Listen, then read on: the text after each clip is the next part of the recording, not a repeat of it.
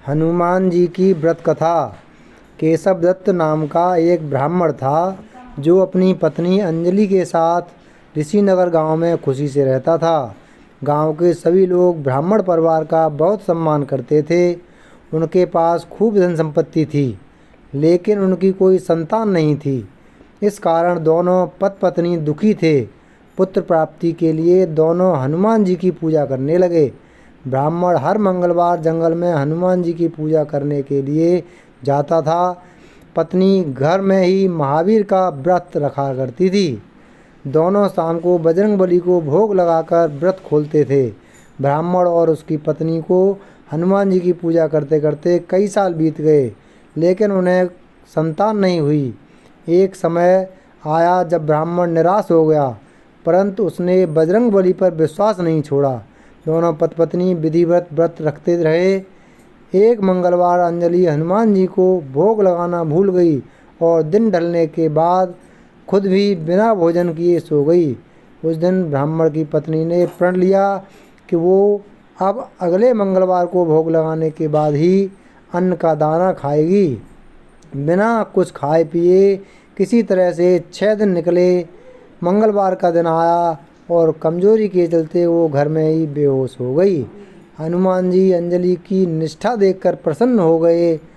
बेहोशी में ही ब्राह्मणी को हनुमान जी ने दर्शन दिए और कहा, पुत्री उठो, तुम हर मंगलवार पूरी निष्ठा के साथ मेरा व्रत करती हो। मैं तुम्हारी भक्ति से बहुत खुश हूँ। इस बात से खुश होकर मैं तुम्हारी मनोकामना पूरी करने का वरदान देता हूँ। तुम्हें पुत्र की प्राप्ति होगी जो तुम्हारा खूब ध्यान रखेगा।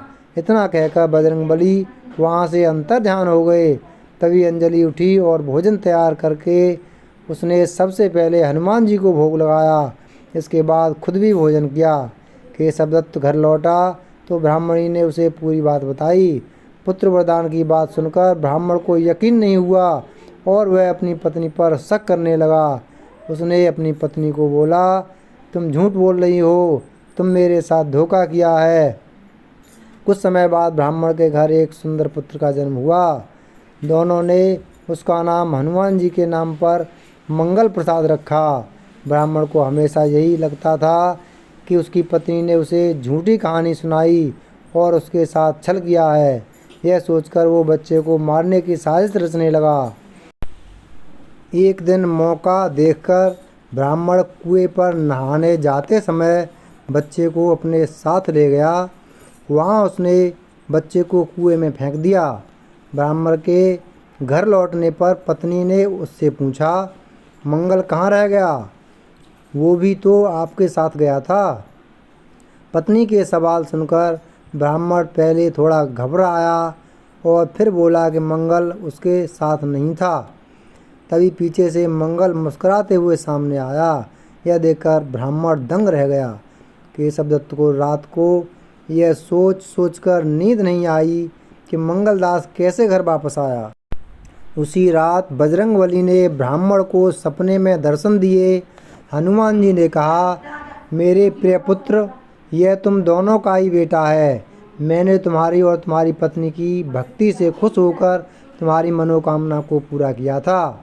अपने पुत्र मंगलदास को अपना लो और अपनी पवित्र पत्नी पर शक करना छोड़ दो।